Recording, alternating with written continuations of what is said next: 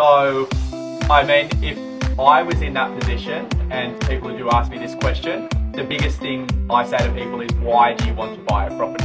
Because if it's just because mum and dad said, or your uncle and auntie said, or you read it online that you should buy a property, it's probably not the right reason. And if your real passion is to go and travel the world for the next 5 years, then that's what you should do. But if you really, really do want to buy a property and it's coming from yourself, but travelling's there as well because you don't want to get too old, you don't want to get a missus or a family and all the other things, or a boyfriend on that end, then my advice would be to take full advantage of the first homeowners grants at the moment, or the incentives. So you get stamp duty exemption under 650, and you get no lender's mortgage insurance under 700. So in New South Wales. So the benefit to that is you can get that out of the way. You've got 40 grand. You only need sort of 30, 35 of that.